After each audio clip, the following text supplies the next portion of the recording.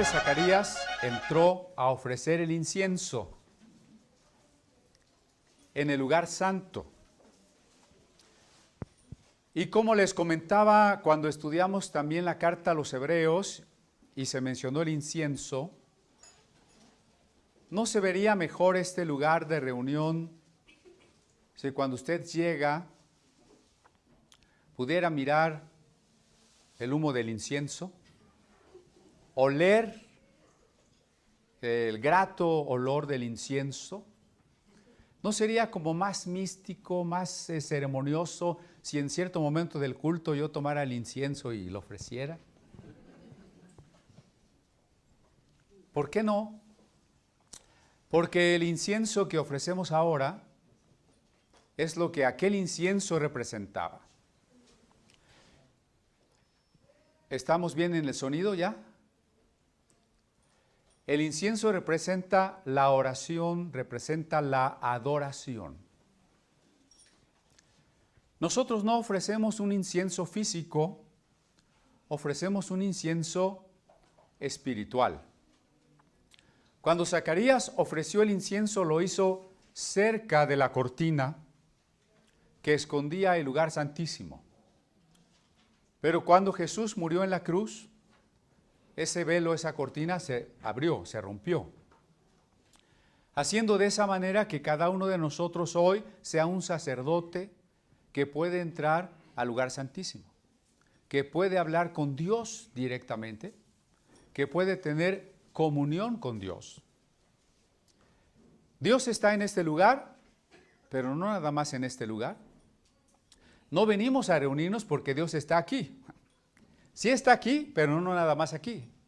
Dios está en cualquier lugar en que usted camina, en cualquier lugar en que usted está, en todo momento. Ahí está Dios. Y nosotros tenemos que ofrecerle adoración. La adoración es una palabra traducida del griego que significa postrarse. No necesariamente en el aspecto físico, ¿no? No que tengamos físicamente que poner nuestra frente en el suelo, aunque a veces no estaría mal que lo hagamos. Pero ante todo, que nuestra vida sea una vida rendida a Dios. De esa manera el incienso lo ofrece cada uno de ustedes, porque cada uno de nosotros somos el templo de Dios. Antes Zacarías estaba en el templo, hoy nosotros somos el templo. Antes Zacarías era parte del grupo sacerdotal, hoy cada uno de nosotros es un sacerdote. Antes los sacerdotes ofrecían un perfume, un incienso físico. Ahora nosotros ofrecemos nuestra adoración, que es nuestra entrega de la vida a Dios. Así que Zacarías formó parte de los últimos momentos del antiguo orden. ¿Por qué? Porque en cuanto Cristo encarnó,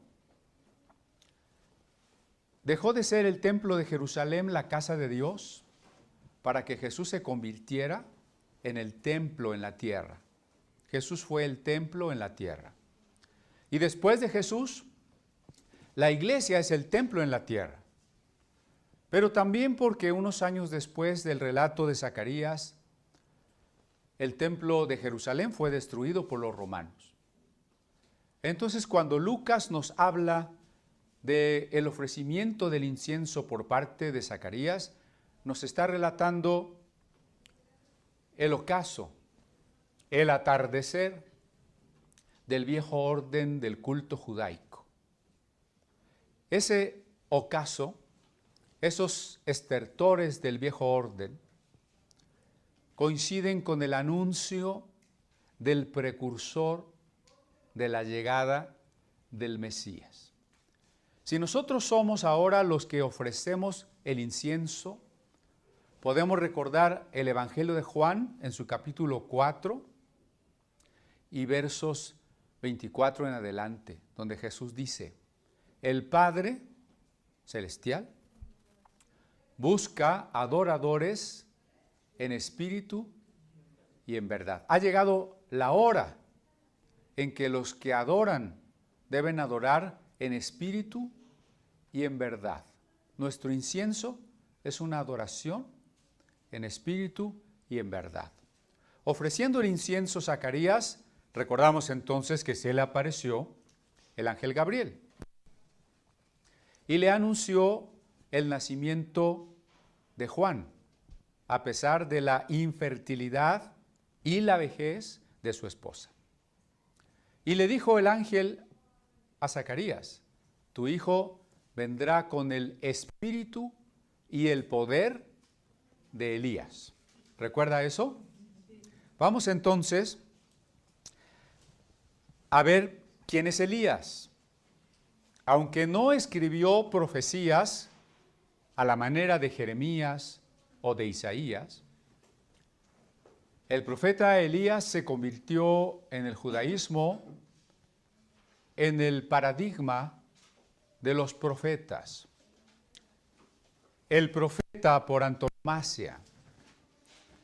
Cuando Jesús se transfiguró en el Monte Carmelo, apareció Moisés como el símbolo de la ley y Elías como el símbolo de los profetas.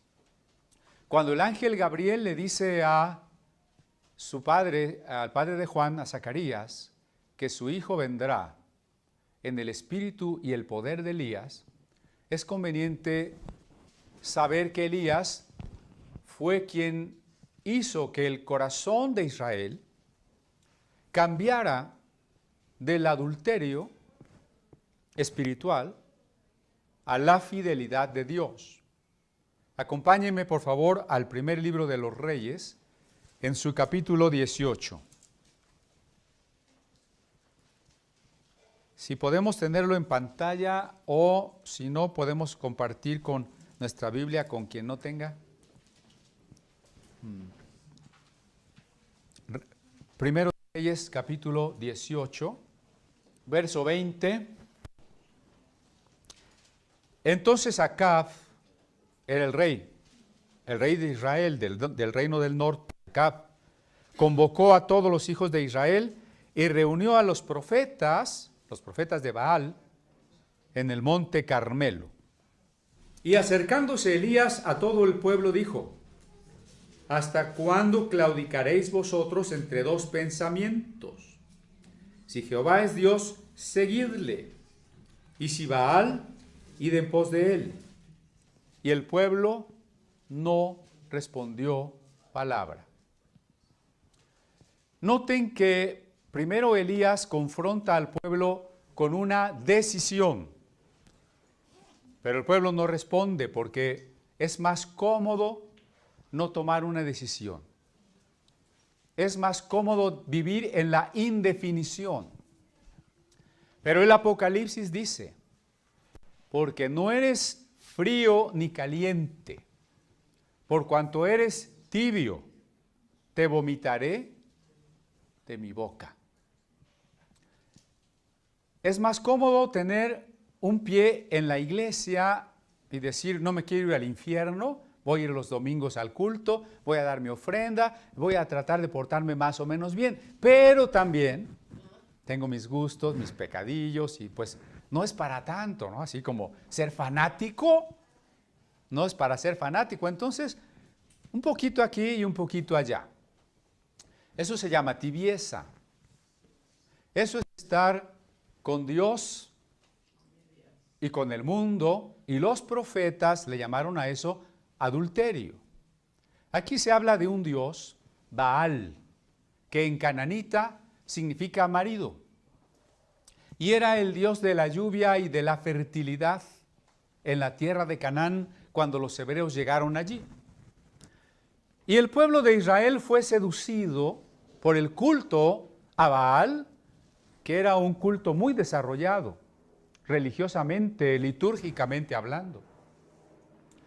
Pero además, ¿cómo garantizar que lloviera y que pudiésemos asegurar el alimento para todo el año? ¿Qué tenía de malo pedirle al Dios de la lluvia, al Dios que hace que las plantas florezcan? Y entonces el pueblo que creía en Dios también empezó a rendirle culto al Dios que significa Señor y marido, que era el Dios de la lluvia. Y entonces Elías les dice, decídanse. Si Baal es Dios, pues síganlo, adórenlo. Solo que hay un pequeño problema. Además de Baal, estaba la diosa Astarte, la reina del cielo. Y estaba Marduk, y estaba Moloch, y estaba Dagón, y muchos otros dioses.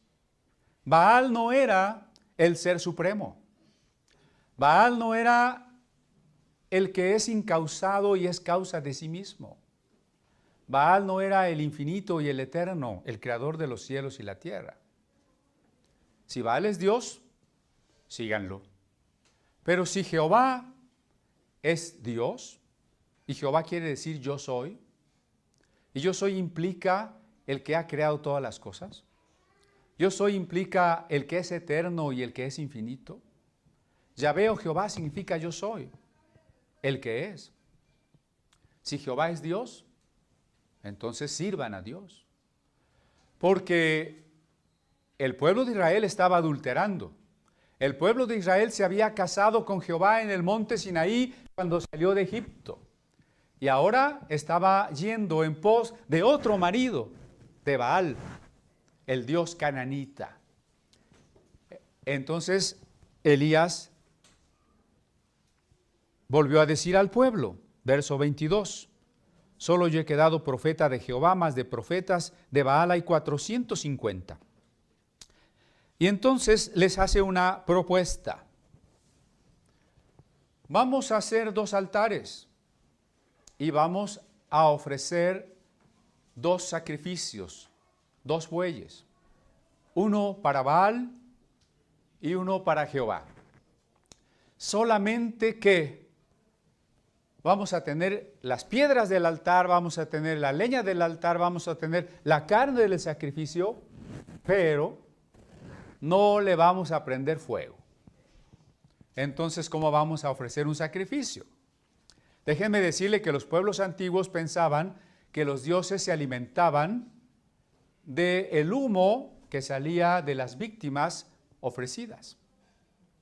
Algo así como la gente que el 2 de noviembre piensa que sus familiares vienen a comer, ¿no? Y entonces ahí está el altar y uno dice, oye, pero ahí está la manzana, ahí está el mezcalito, ahí está, no se lo comió. Y a veces nos dicen, bueno, se comió la esencia.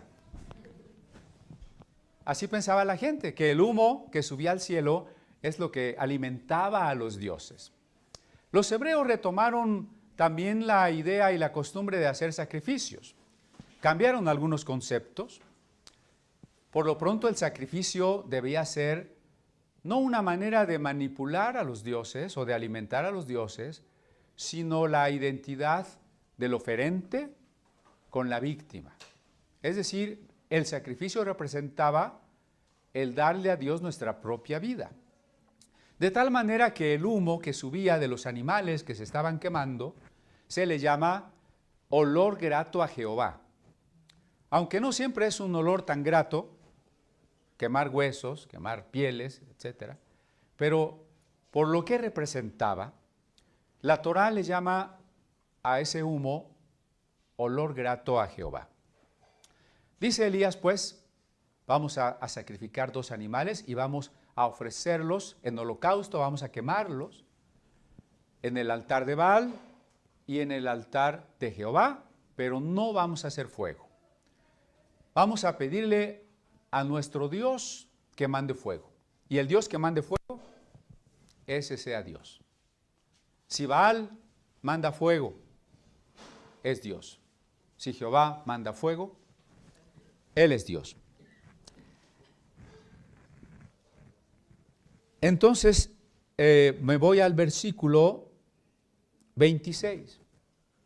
Los sacerdotes de Baal tomaron el buey que les fue dado y lo prepararon e invocaron el nombre de Baal desde la mañana hasta el mediodía, diciendo, Baal, respóndenos. Pero no había voz, ni quien respondiese. Entre tanto, ellos andaban saltando cerca del altar que habían hecho. 6 horas, los 450 profetas de Baal. Baal, muestra que tú eres Dios. Y no respondía. Un ejemplo concreto de lo que los salmos y algunos profetas nos dicen: tienen ojos y no ven, tienen oídos y no oyen. Por eso decíamos libros como el libro de Baruch, el libro de Jeremías, el libro de los Salmos, Isaías, se burlan de las imágenes, porque tienen pies y no andan, porque tienen boca y no hablan. ¿Cómo sabemos si el Dios que tenemos es un Dios imaginario o no? Baal, mándanos fuego. Y parte de su adoración, dice, andaban saltando y danzando. Seguro alguna especie de danzas parecidas a las modernas, ¿verdad? Un reggaetón o alguna cosa así. ¿Por qué? Porque son bailes límbicos, bailes de la parte primaria de nuestro cerebro. Ni siquiera son danzas estéticas, con técnica, expresivas de experiencias espirituales. Son la manera más instintiva. ¿Qué hizo entonces Elías? Aconteció al mediodía que Elías se burlaba de ellos diciendo: gritad en alta voz, porque Dios es. Esto es la ironía, ¿no? Se llama ironía. Baal es Dios, ¿no? Pues háblenle más fuerte, porque Dios es. Quizá está meditando, o tiene algún trabajo, o va de camino, tal vez duerme y hay que despertarle. Y es que esa es la paradoja de que si en algún templo se encuentra el santo y el templo se quema, no es el santo el que nos libra, somos nosotros los que lo tenemos que sacar. Cuando nos imaginamos a Dios como un ser que está sentado allá arriba en una silla, estamos haciendo una imagen limitada de Dios. Dios lo llena todo. Dios es omnipresente. Déjenme decirles que, no sé si se los comenté, que muchas personas, muchos cristianos, aún estudiantes de teología, siguen pensando que Dios es una persona que está sentada ahí arriba. Entonces tendríamos que imaginarnos que cuando oramos, nuestra oración tiene que viajar quién sabe a dónde. Y tendríamos que tomar en sentido literal que Dios inclina su oído y entonces Dios estaría bien, tratando de oír para todas partes, ¿no? Y luego dicen, es que el sábado es el día del Señor. Déjeme decirle que si Dios descansó en sábado, entonces usted no debe orar en sábado. Dios está descansando. No atiende. Eso es lo que dijo Elías, ¿no? Si su Dios no los oye, estará meditando, está durmiendo, lo van a despertar. Y ellos clamaban a grandes voces y se sajaban con cuchillos y con lancetas, conforme a su costumbre, hasta chorrear sangre sobre ellos. Esta idea de destruir el cuerpo tiene sus equivalentes hoy, ¿no? Pensamos que intervenir, así se le llama hoy, nuestro cuerpo, es libertad, es arte u otra cosa. Desde la antigüedad ha existido esa idea de que uno puede tener mejores experiencias espirituales o agradar a los dioses lastimando el cuerpo. En la ley de Dios se prohibía claramente lastimar el cuerpo. Se prohibía adulterarlo. Pasó el mediodía. Estoy en el verso 29. Y ellos siguieron gritando frenéticamente. Noten cuál es la característica de un culto poco racional. El frenesí. Si usted llega y dice, bueno, es que en comunidad apostólica como que no son muy espirituales, pues todo es así como muy tranquilo. A mí me gusta donde tiemblan, se alocan, se tiran al piso, gritan. ¿Por qué no lo hacemos? Porque toda experiencia que es de Dios tiene que llevarnos a una decisión amorosa. Y toda decisión amorosa es consciente, no es frenética, no es un emocionalismo desbordado. Hay libertad. Claro que hay libertad. Si usted quiere aplaudir, alzar sus manos, llorar, gritar, no es ningún problema eso. Todo eso es bíblico, ¿no? Danzar es bíblico. Pero lo que no hacemos es caer en frenesí, donde nos dejamos arrastrar por la sensación, las emociones, perdemos la razón, bajamos el umbral de conciencia y podemos ser manipulados.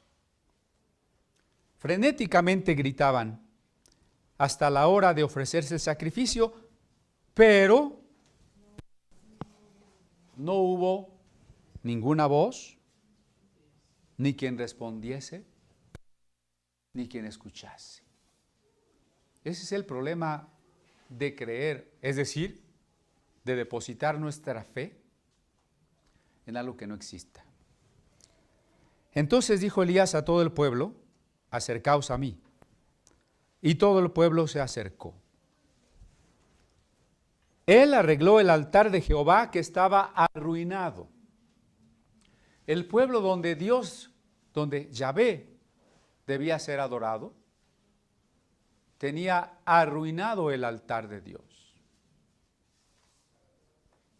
A veces olvidamos a Dios.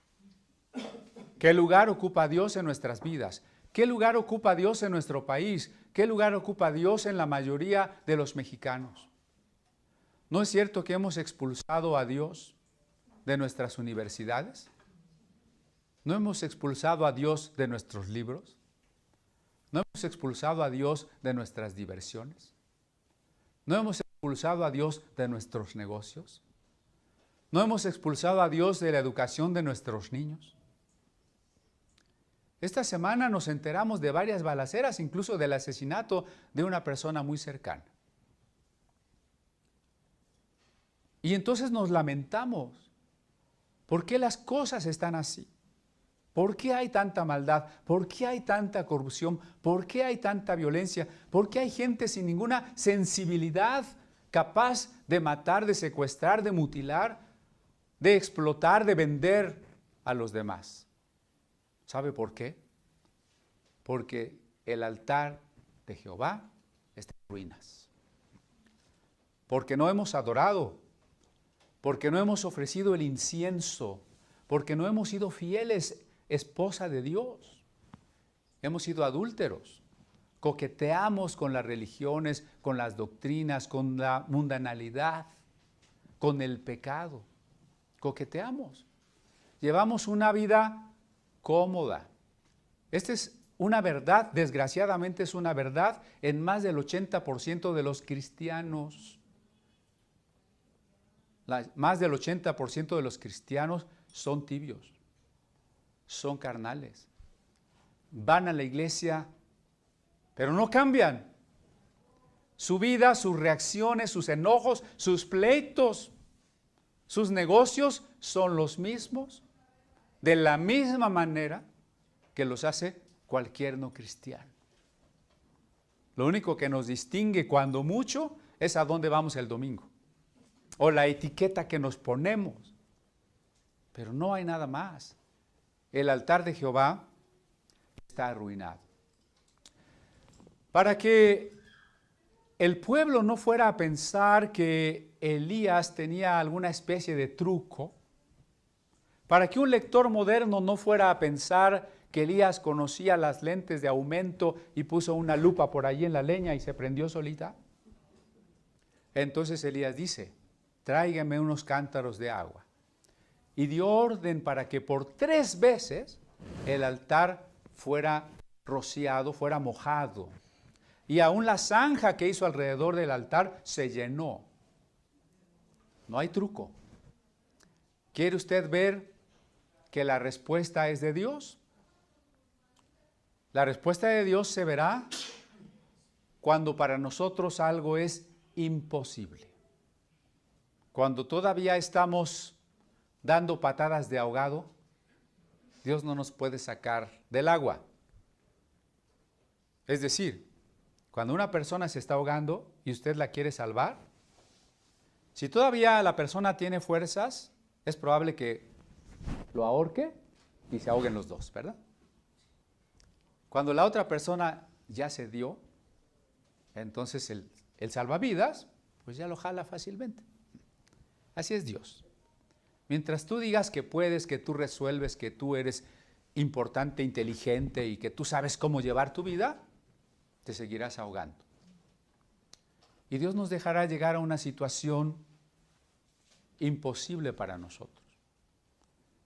Es el momento de clamar.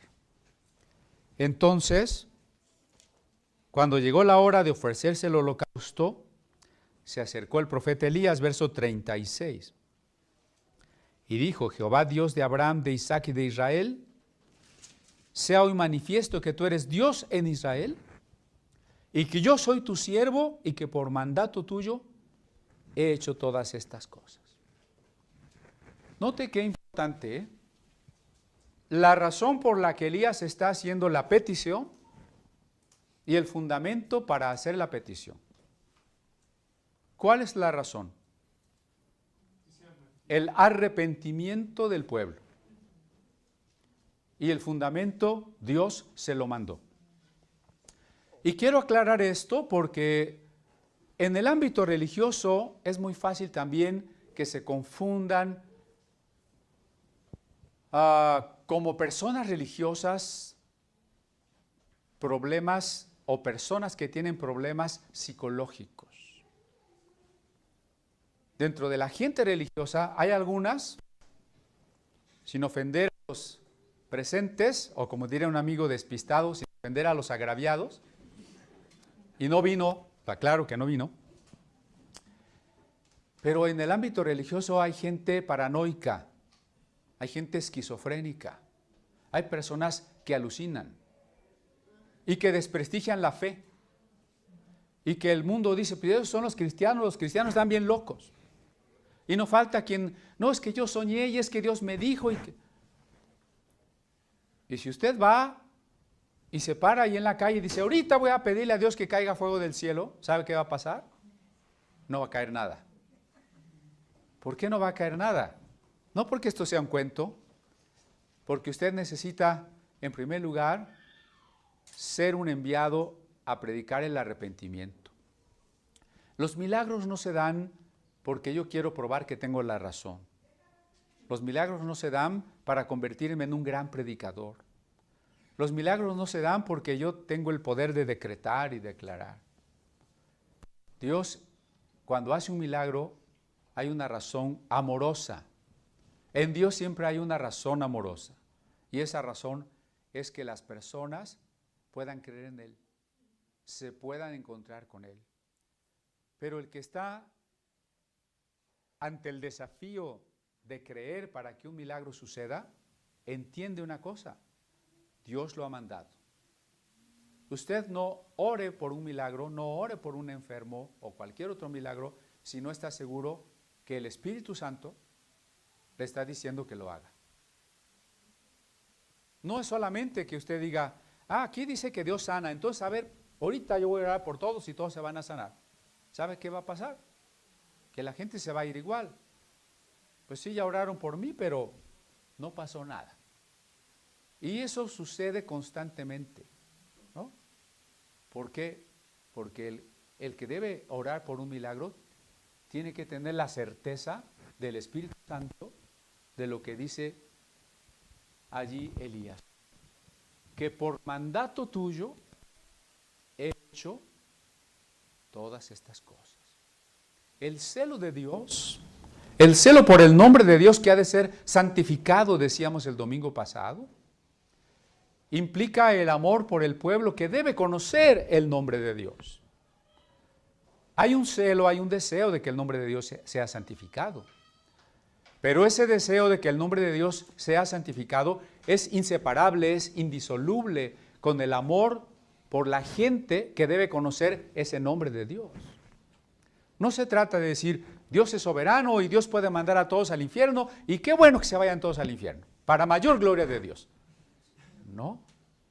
Santificar el nombre de Dios, reconocer la grandeza de Dios, es sentir el amor de esas criaturas de Dios que tienen que conocer el nombre de Dios. Y por eso dice Elías en el verso 37, respóndeme Jehová, respóndeme para que este pueblo conozca.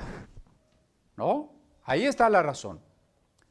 Para que este pueblo conozca que tú eres el Dios.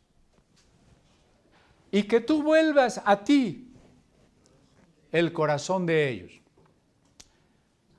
¿No le dijo el ángel Gabriel a Zacarías que Juan vendría con el espíritu y el poder de Elías? ¿Y no Juan el Bautista predicó el arrepentimiento? ¿Y no la frase que tú vuelves a ti el corazón de ellos no es exactamente el arrepentimiento?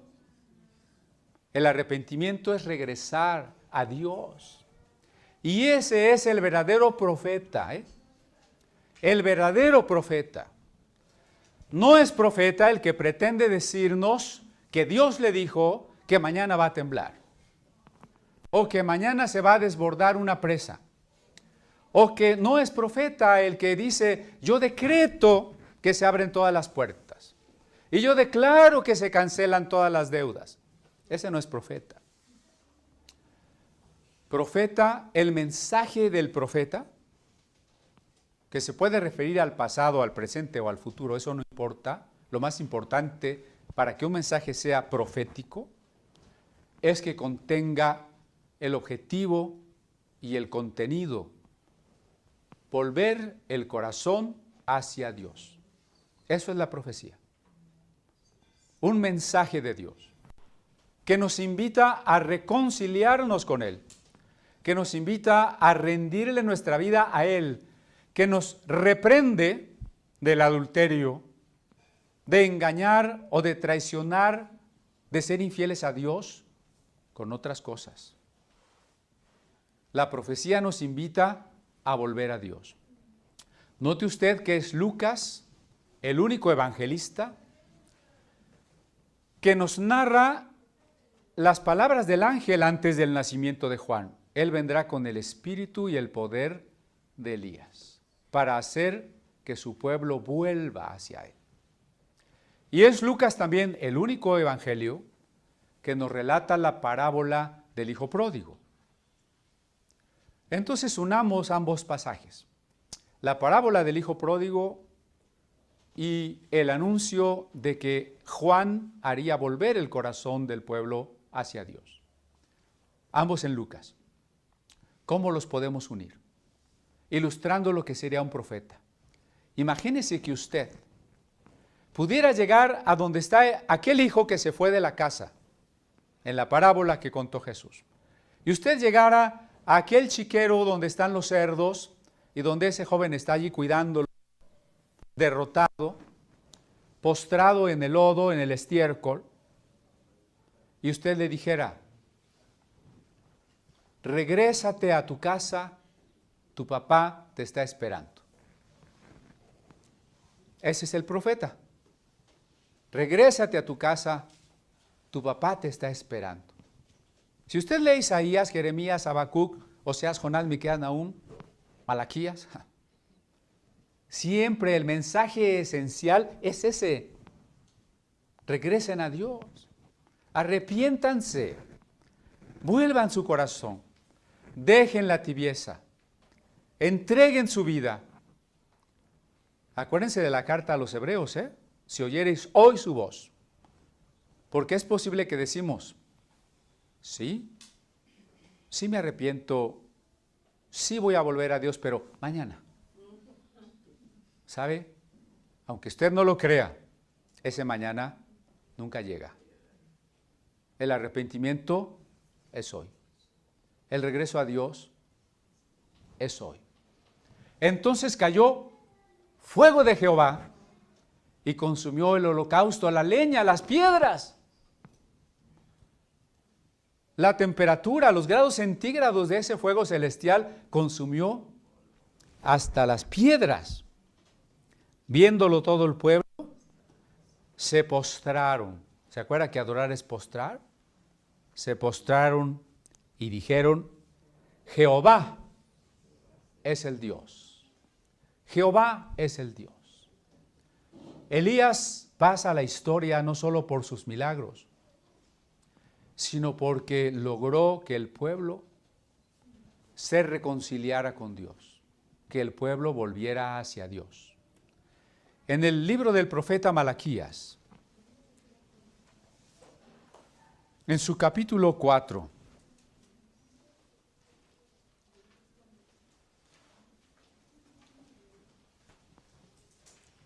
en el canon alejandrino, el libro de Malaquías cierra el Antiguo Testamento. Es el último profeta. Malaquías 4 dice en el verso 5,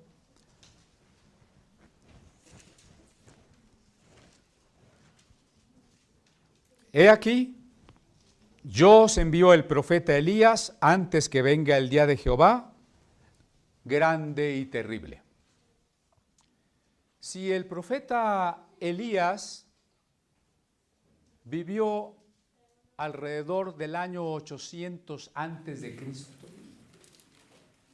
el profeta Malaquías profetiza cuando menos 300 años después, en el 500 antes de Cristo.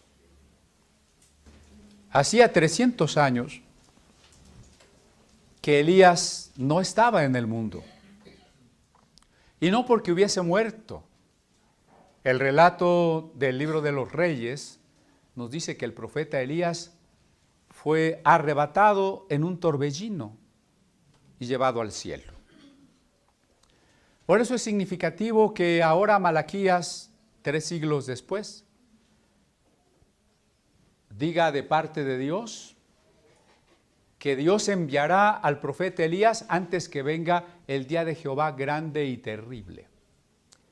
El día de Jehová significa al mismo tiempo varias cosas. El tiempo escatológico, es decir, el tiempo final. El establecimiento del juicio y del reino de Dios. Y por tanto, la aparición del enviado que trae el reino de Dios, es decir, el Mesías. Antes de que venga el Mesías, entonces, como lo dice Isaías también, alguien preparará su camino. ¿Quién? El profeta Elías. Él hará volver el corazón de los padres a los hijos.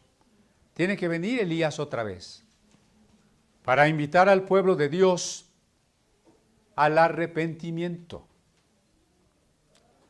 Elías vendría antes. Los judíos que no hayan creído en Jesús, hago esa aclaración porque hubo muchos judíos que creyeron en Jesús. Los primeros se llamaban Juan, Mateo, Pedro, Pablo, Bernabé, etc., ¿no?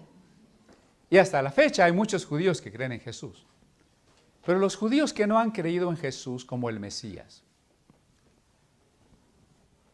siguen esperando a un Mesías y por tanto siguen esperando a Elías. Y por ejemplo, en la fiesta de la Pascua, se sirve una copa, la cuarta copa de la cena, que se llama la copa de Elías, y nadie se toma porque Elías no ha llegado.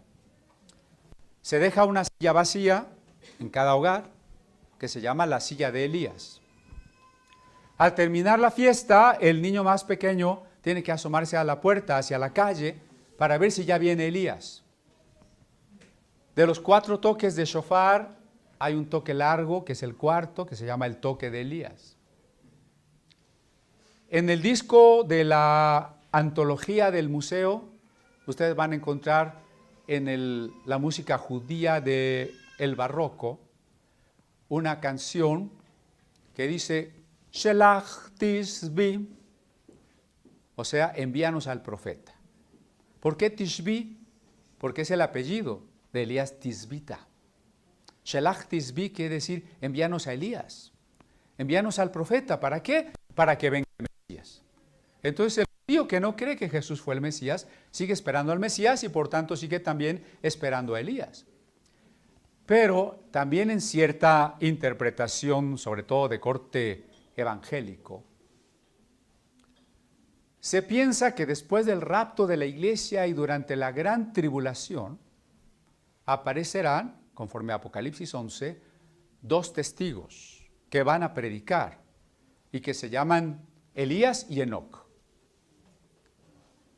¿Será que tenemos que seguir esperando a Elías? La pregunta es, ¿va a venir Elías o Elías ya vino? Bueno, nos va a ayudar a buscar el Evangelio de Mateo en su capítulo 11. Muy cerca de Malaquías, Mateo, capítulo 11, versículo 2.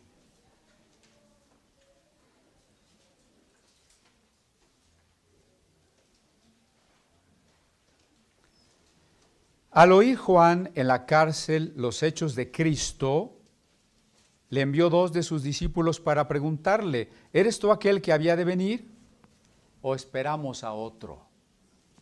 Ya me estoy adelantando mucho, por supuesto, ¿no?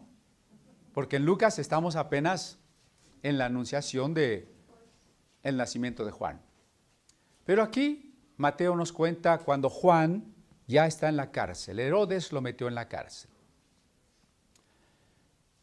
Y estando en la cárcel, Juan le dice a 2 de sus seguidores, vayan a preguntarle a Jesús si él es el Mesías o hay que esperar a otro. Claro que nos sorprende. Bueno, si Juan bautizó a Jesús, si Juan vio el Espíritu descender sobre Jesús, si fue Juan el que señaló a Jesús como el Cordero de Dios, ¿cómo es que ahora hace esta pregunta? Bueno, en primer lugar, porque Juan está en la cárcel y lo van a matar. Y no es lo mismo creer mientras nos va bien que creer cuando estamos en crisis. Cuando todo sale mal, cuando sentimos que Dios nos ha abandonado, cuando nuestro ministerio ya no va viento en popa, parece que ha fracasado, estamos a punto de ser asesinados.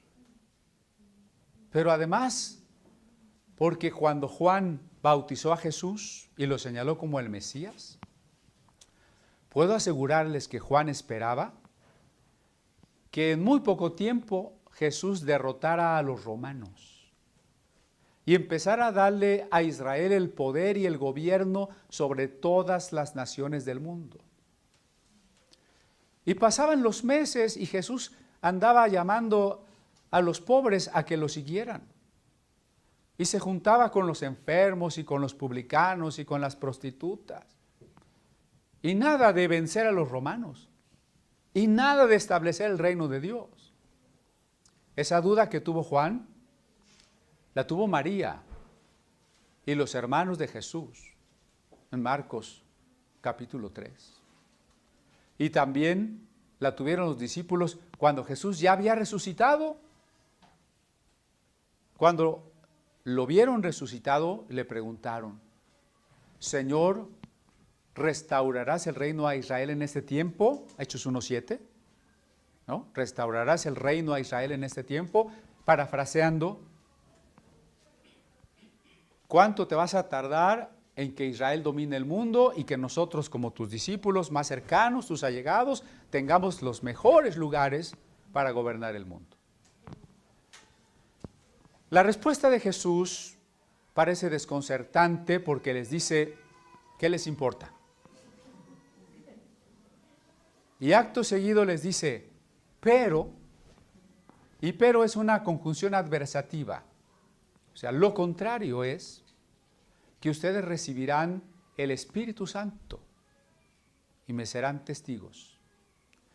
En otras palabras, Jesús dice que el reino que Él está estableciendo no es un reino político, no es un reino económico, no es un reino material, es un reino espiritual.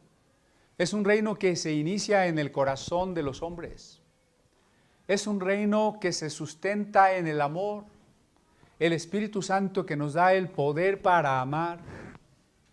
Pero Juan el Bautista no podía entenderlo en ese momento, ni los discípulos tampoco, ni los judíos de hoy que dicen, ¿cómo Jesús va a ser el Mesías si el mundo está igual o peor que entonces? Cuando el Mesías venga, ¿no impondrá la paz en el mundo? Todavía no pueden comprender que el reino es en primer lugar un reino interior. Un reino donde cada ser humano tiene que rendirle a Dios su voluntad en una decisión de amor. Y es lo que muchas iglesias incluso no comprenden cuando piensan que reino de Dios es que tú seas líder, es que tú seas próspero, es que seas empresario, es que le entres a la política, es que la iglesia domine las 7 esferas del mundo. Quién sabe cuáles sean, pero olvidamos, el reino es otra cosa. El reino es un reino del Espíritu Santo. El reino de Dios, dice Pablo, es justicia, paz y gozo en el Espíritu Santo. El reino es que voluntariamente yo me rinda al señorío de Cristo. Juan no lo podía saber y le mandó a preguntar, ¿eres tú? ¿Por qué no estás actuando como tal? ¿Vamos a esperar a otro? ¿Saben qué le contestó Jesús? Uno esperaría que le dijera, díganle categóricamente que soy yo. Eso uno esperaría, ¿no? Pero el versículo que dice, el que sigue, parece que Jesús le hubiese evadido la respuesta, pero no. Id y haced saber a Juan las cosas que hoy sí veis. Testigos. Los ciegos ven, los cojos andan, los leprosos son limpiados, los sordos oyen, los muertos son resucitados, a los pobres es anunciado el evangelio. ¿Verdad que no era un reino político? ¿No era la teología de la liberación? ¿No era el neozapatismo chapaneco? Sí, a los pobres es anunciado el evangelio, pero el evangelio, no el marxismo. Los ciegos ven, los cojos andan. Es un reino espiritual, es un reino del Espíritu Santo. Mientras los discípulos se van a informarle a Juan, entonces Jesús elogia a Juan y dice, ¿qué salisteis a ver al desierto? ¿Una caña sacudida por el viento? Estamos en el verso más abajo, por favor, la pantalla. Más abajo, ahí en el 7. ¿Qué salisteis a ver al desierto? ¿Una caña sacudida por el viento? ¿Un hombre que sopla una doctrina y se inclina para acá? ¿Un hombre al que se le ofrece un soborno y se inclina para allá? ¿Un hombre al que se le amenaza y se inclina del otro lado? ¿No salisteis a ver una caña sacudida por el viento? ¿Qué salisteis a ver? ¿Un hombre cubierto de vestiduras delicadas? La vestimenta es el símbolo del estatus social, económico. ¿No salisteis a ver un hombre reconocido por todos? Un hombre de alcurnia, un hombre rico, un hombre empresario, un líder social, un político. ¿No salisteis a ver eso? Los que tienen vestiduras delicadas están en las casas de los reyes. Pero 9, ¿qué salisteis a ver? ¿Un profeta? Según los judíos, hacía 400 años que no había profetas. ¿Qué salisteis a ver? ¿Un profeta? Sí. Y os digo, más que profeta. Porque está escrito, y cita a Isaías, he aquí yo envío mi mensajero delante de tu faz, el cual preparará tu camino delante de ti. Juan es el precursor de Dios. Juan es el precursor del Mesías. Por eso, más que profeta. De cierto os digo, entre los que nacen de mujer, no se ha levantado otro mayor que Juan el Bautista.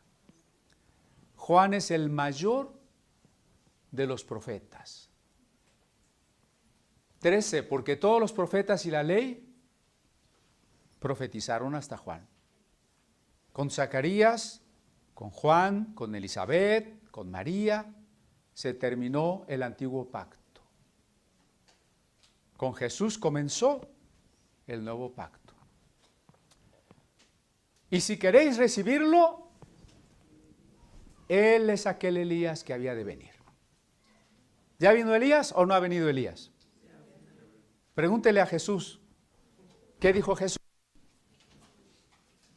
Él es aquel Elías que había de venir. Si Jesús dijo que Elías ya vino, pues entonces ya vino, ¿no? ¿Qué dice Mateo 17? Mateo 17, verso 10.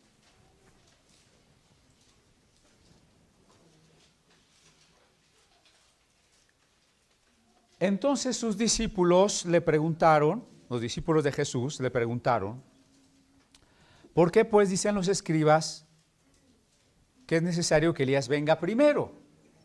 ¿Por qué pues dicen los dispensacionalistas, que es necesario que Elías venga primero? Respondiendo Jesús les dijo, a la verdad, Elías viene primero y restaurará todas las cosas, mas os digo que Elías ya vino. Elías ya vino. No le conocieron, sino que hicieron con él todo lo que quisieron. Es decir, le cortaron la cabeza, lo aprendieron y le cortaron la cabeza. Así también al Hijo del Hombre, el Hijo del Hombre padecerá de ellos. El Mesías fue crucificado, el precursor del Mesías fue decapitado, porque no vinieron anunciando un reino político, no vinieron anunciando un reino que se impusiera a los gobiernos o que acabara ipso facto con los malvados. Vinieron anunciando un reino que es la invitación a volver nuestro corazón hacia Dios, que es un mensaje de arrepentimiento, un mensaje de compromiso con la negación, con la cruz. Hoy Dios nos invita. El verdadero profeta es el que nos invita. ¿Usted realiza la acción profética?